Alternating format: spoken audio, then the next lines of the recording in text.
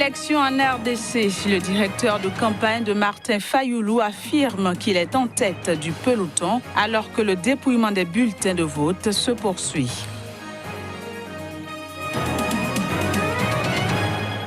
Discours de fin d'année du président Guinée-Bissau, José Mario Vaz, explique l'origine de la crise politique que traverse son pays.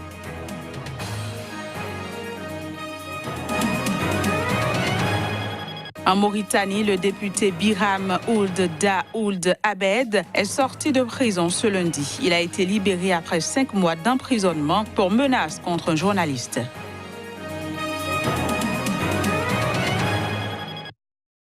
Ravi de vous retrouver en ce premier jour de l'an 2019. Bienvenue à toutes et à tous sur Sika TV. Je l'annonçais en titre, en République démocratique du Congo, alors que le dépouillement se poursuit, le directeur de campagne de Martin Fayoulou affirme déjà que son candidat est en tête. Martin Fayoulou, rappelons-le, a été désigné comme candidat commun par divers partis d'opposition qui forment ensemble la coalition Lamouka. Reportage. Le candidat de l'opposition Martin Fayoulou est largement en tête de l'élection présidentielle en République démocratique du Congo. C'est ce qu'a déclaré ce lundi son directeur de campagne Pierre Lumbi en affirmant s'appuyer sur plus d'un tiers des bulletins de vote dépouillés. À l'heure où je m'adresse à vous, plus d'un tiers des bulletins de vote ont été dépouillés sur le plan national. Et les tendances sont sans appel. Elles mettent les candidats de la coalition Lamouka, Martin Fayoulou Madidi, largement en tête. La coalition Lamouka, qui veut dire réveille-toi, n'a aucune intention de se substituer à la Commission électorale nationale indépendante CENI, mais attend la communication des résultats issus des urnes, sincères et conformes à la volonté du peuple congolais. Nous attendons que la CENI puisse dire la vérité et rien que la vérité des urnes, a estimé Pierre Lumbi, un ancien conseiller sécurité du président Kabila, passé à l'opposition en 2015. La CENI doit officiellement proclamer les résultats provisoires d'ici au dimanche 6 janvier, avant de très probables contentieux portés devant la Cour constitutionnelle. Député peu connu avant la campagne, Martin Fayoulou, qui a le soutien de l'ex-gouverneur du Katanga, Moïse Katumbi, et de l'ex-chef de guerre et ancien vice-président Jean-Pierre Bemba, arrive en tête dans 3 centres de vote à Goma, Zaner, Les Volcans et Katembere, devant le candidat du pouvoir, Emmanuel Ramazani Shadari, et l'autre opposant, Félix Tshisekedi. Martin Fayoulou l'emporte également dans 29 des 30 bureaux de vote du centre Imara à Lubumbashi. En ce qui le concerne, Emmanuel Ramazani Shadari est en tête dans certains autres bureaux de Goma à l'est et dans son fief de Maniema dans le centre, selon d'autres résultats partiels diffusés sur les réseaux sociaux. Parlant toujours de l'élection présidentielle en RD Congo, nombreuses sont les questions qui se posent sur sa transparence et les risques d'une contestation violente. Voici les détails.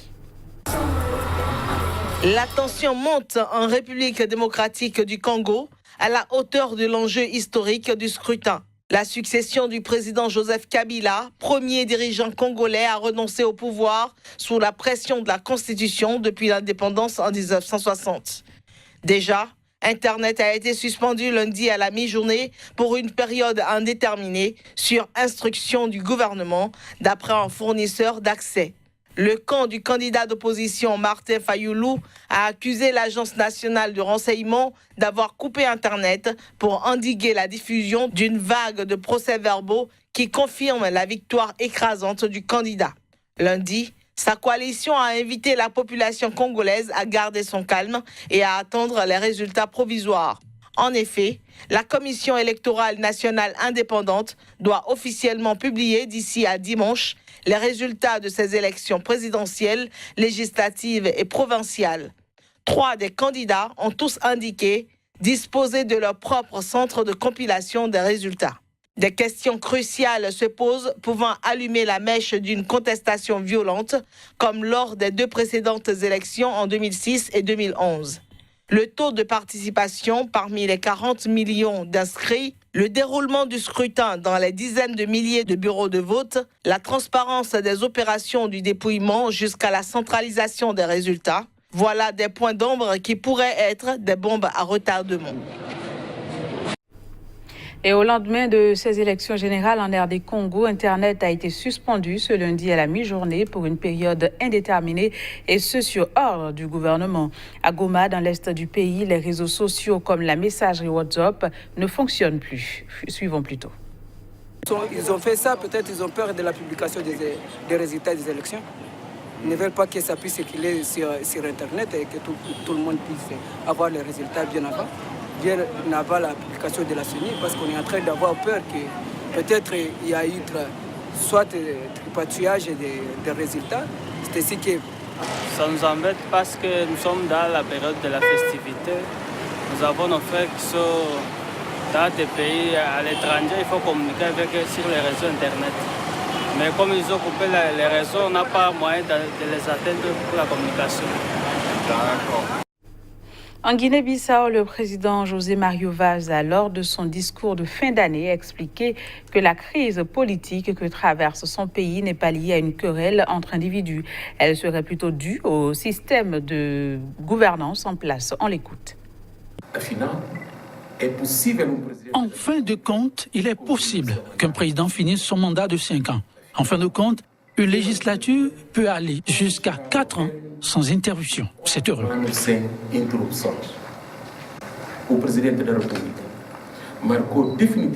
Le président de la République a définitivement marqué la date des élections législatives au 10 mars 2019. Cette date a vivement été défendue par le président de la Commission nationale des élections, mais également par l'accord des différents partis politiques lors de nos différentes assises.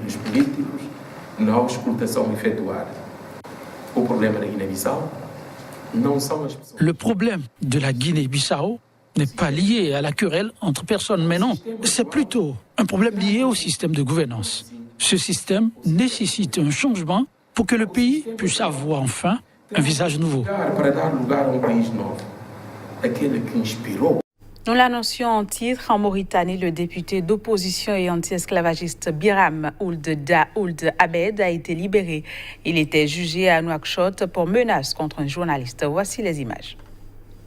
Au terme d'un procès devant un tribunal de Nouakchott pour menace contre un journaliste, le député d'opposition et anti-esclavagiste mauritanien Biram Ould Abed est sorti de prison ce lundi soir après quelques mois de détention. À l'issue d'un procès de plusieurs heures, le président de l'audience du tribunal correctionnel a déclaré que Biram Ould Abed est condamné à 6 mois de prison, dont 2 mois fermes. Mais en détention depuis le 7 août, Biram Ould Abed a déjà purgé sa peine, donc il est libre. Je n'ai rien commis, je n'ai jamais commis de crime. Ça, c'est une manigance des services de renseignement avec leur top. Voilà, avec la complicité des juges qui sont inféodés au pouvoir politique. On est content pour ce procès d'aujourd'hui, mais malheureusement, notre président était détenu 4 mois arbitrairement et injustement. Et on demande que ça ne se répète pas dans l'histoire de la Mauritanie. Il faut quand même respecter la législation dans ce pays. On ne peut pas arrêter un parlementaire muni du drapeau national, qu'on traduit devant un tribunal incompétent et que finalement les juges, il y a eu gain de cause parce qu'il y a des juges quelque part qui respectent le droit et c'est une très bonne chose pour le peuple mauritanien.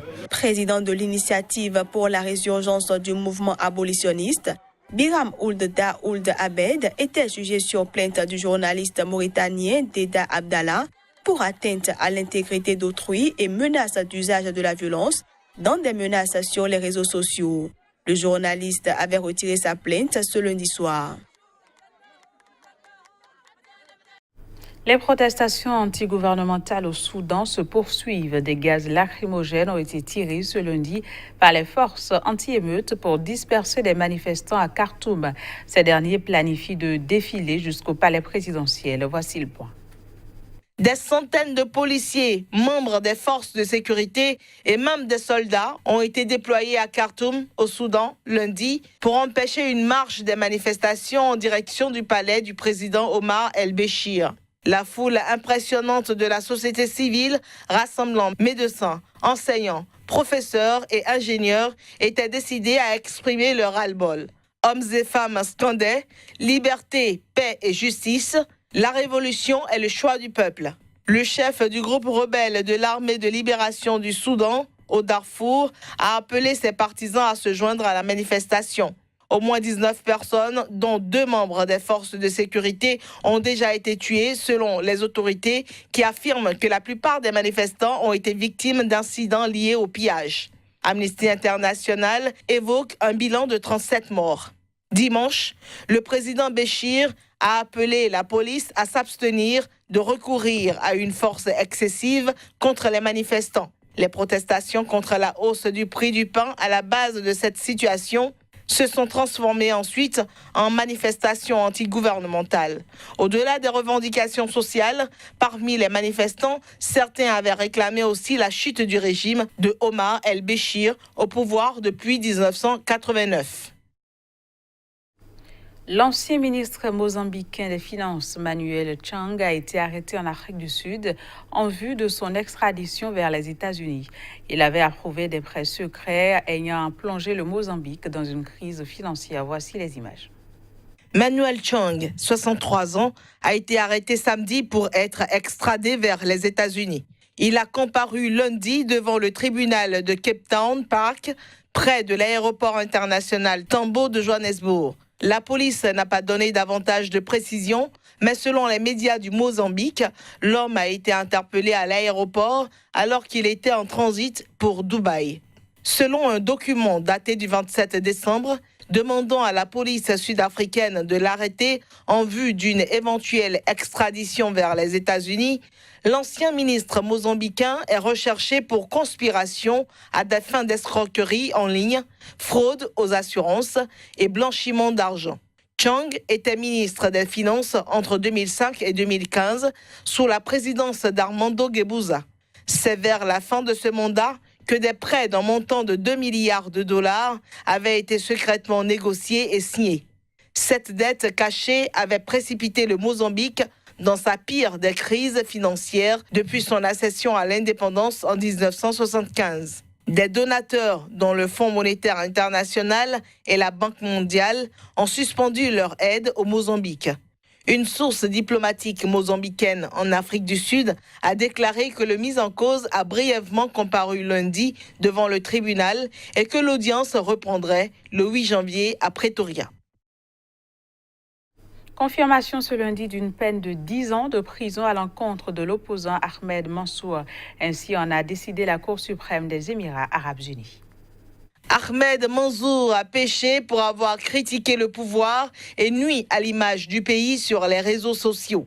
Ce jugement émanant de la Chambre d'appel du Haut Tribunal fédéral est final. La condamnation d'Ahmed Mansour à une amende de 1 million de dirhams, soit 270 000 $, a été également confirmée par le tribunal siégeant à Abu Dhabi.